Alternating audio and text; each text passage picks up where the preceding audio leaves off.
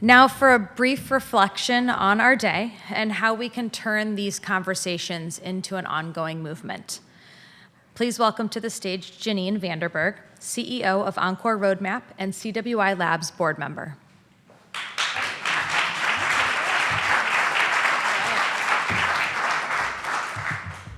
Hi, everybody. Whoa, this has been a day, huh? Are we? So who's learned at least one thing you didn't know coming in today? Okay, we see almost everybody. Who's inspired and actually ready to do something? Okay, we see most people. Who's ready for happy hour? I know, and I know that I am the only thing standing between you and happy hour, so I'm going to try to be as brief as I can. But I do want to go ahead and make sure that we thank again our sponsors, because something like this can't be done without the support of generous sponsors. So our title sponsor, T-Mobile, our supporting sponsor, Aries Charitable Foundation, American Nurses Association, our media partner, Working Nation. And I really want to thank as well all of my fellow board members at CWI Labs and the board members of the Center for Workforce Inclusion. Your commitment.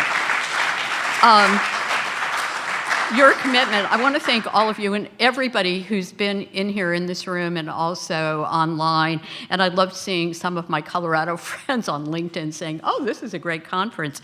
I want to thank all of you for standing up for a more equitable and inclusive future. That's what it's all about. So we heard a lot about storytelling today, so I'm just going to share a few, and I promise they're brief stories, about why this work is important to me and why I am so committed to the work of the Center for Workforce Inclusion. When I started an anti-ageism initiative called Changing the Narrative in 2018, I did a lot of workshops. And in one of the workshops, it was followed by a cocktail hour with heavy appetizers. And as people were leaving, I noticed that there were a number of women my age, in their mid-60s, who literally they were taking the food and putting them in tote bags.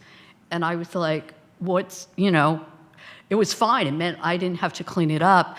But I sat down and started chatting with them and realized that these women my age wanted to work, did not have jobs, were trying to live on really small amounts of Social Security. And because they were, like so many women, and especially older women of color, people who had stepped out of the workforce to caregive for children and older family members, in a really rough financial position. We've heard many speakers talk about employment and retirement security can't really be separated, right, as we're older, and it was such a demonstration. I also knew from my prior work consulting and running a consulting company for over 3 decades of the power of age inclusion. So I want to tell briefly the story of Stella. Stella was a Lakota woman from the Pine Ridge Reservation who moved from Pine Ridge to Denver.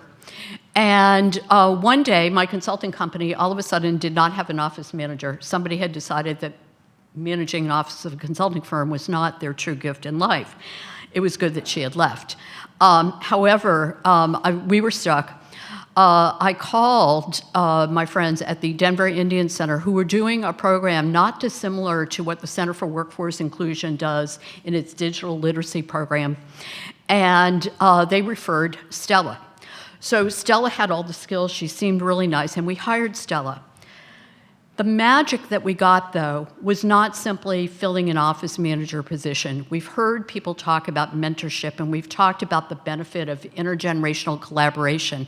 And Stella's great gift, if any of you have ever taken the Strengths Finder, there's something called the WOO, the ability to build relationships with anyone.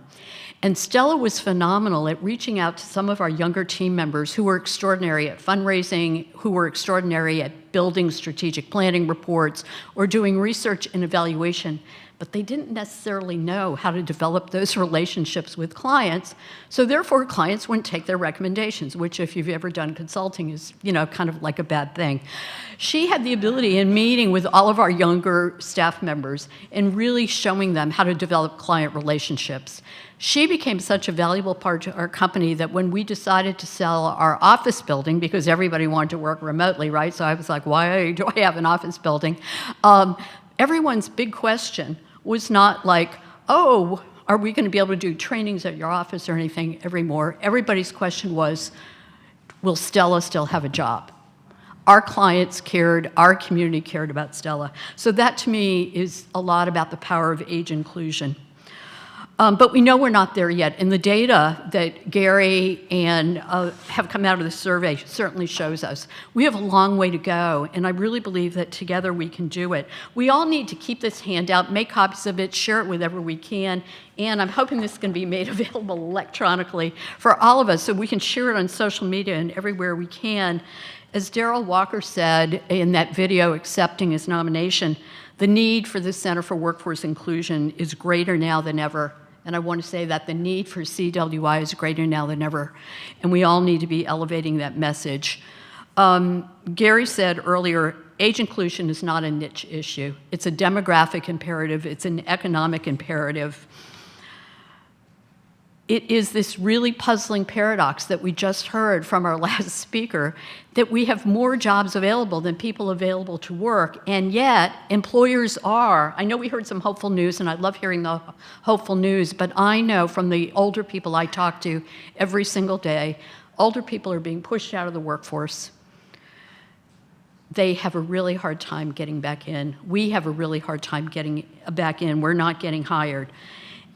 We are also, and we've heard a big theme about this today, we're in a time of massive change. We've been through these times before, the rise of the internet and NAFTA and so forth, and now we're facing AI. So how do we start preparing for this fundamental shift, and especially as they affect the people that we care about, older workers? Shelley challenged us in the storytelling panel, or she just challenged the panelists to describe ourselves in one word. And my one word probably would have been activist. My mantra is, let's not talk about it, let's be about it. And the good news is that throughout today, we've learned a lot of ways that all of us can do things to be about it. But I'm going to issue 3 challenges on the behalf of CWI and CWI Labs. 1, and these are a call to action. All of us can change the narrative. We can change the narrative about older workers from thinking they need help. Instead, we are here and we are ready to help. We are ready to help our communities, our workforces in the economy. We can challenge our own thinking. We can reframe our own thinking. Instead of thinking of older workers as digitally incompetent, we can't use our cell phones, we're not willing to learn, and we can accept the reality that came out of this survey. Most of us want to learn, most of us do learn, and we can be this incredible, incredible asset to any workplace in any community. The second thing that all of us can do is we can champion policy change. So a good friend of mine, Morris Price Jr., talks a lot about policy being big P policy and then little p policy. And I'm going to talk about big P policy first. We can change the laws that right now are not very strong against workplace age discrimination. Somebody talked today about laws being stalled in Congress. We have 2 laws currently stalled in Congress that would strengthen protections against workplace age discrimination. We heard so many times about the value of the CSEP program, and we also know we don't have enough investment of it. So one of the policy changes that we can urge and champion is we need more funding, we need more investment, especially in light of these massive changes that are going to be happening in the future of work. We need funding generally for workforce development for older workers. It shouldn't be, why are apprenticeships or internships only for younger people? All of us can learn more at any time, right? So these are things that we can do. We all have an opportunity right now. In championing policy change. Right now, there is a national framework for a national plan on aging to be developed. There's already a draft out. Gary and I have talked about, isn't it unusual that in a 26-page plan about aging, there's like this much mention of employment and none about investment of employment, investment in programs like CWI does. So we all need to call for that, and if anybody's interested about what you can do, I'm happy to chat more about that. We need to get this issue on the table and let people know that we care about the economic security of older workers, and work has got to be part of it. The third thing that we can do, and we heard a lot about that today, is we can collaborate. We need government, employers, and policymakers at the table, and this has been just a great example of what can happen when people come together. We can learn from each other, and I'm hoping we're going to carry that over into cocktail hour and think of ways, what are ways that we can work together? And also not just collaborate between sectors, but think of the power of intergenerational collaboration.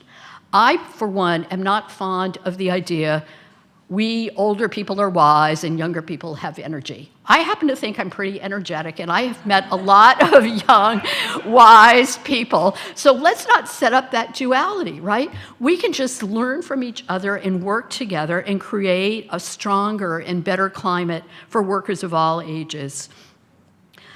For those of you who joined us remotely, thank you for being with us. Go ahead. I don't care what time zone you're in. In Colorado, you're not technically at happy hour yet, but you know it's 5 o'clock somewhere. It's almost 5 o'clock here.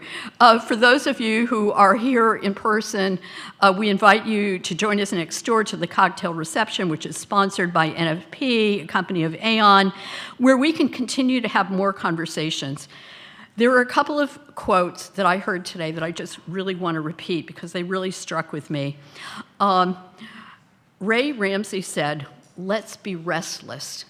And I'm feeling really restless right now. I don't know. I've heard about a lot of things we can do. I kind of want to find out about all of them. I also know I should probably focus a bit more. Let's be restless. Let's not be complacent about what we need to do next. And I loved what our last speaker said. Let's start something soon, and I would just say, let's start something now. So let's start with cocktail hour, let's have a drink, let's talk about what we can do together. Thank you all so much for being here, being part of CWI community. Thank you. Right.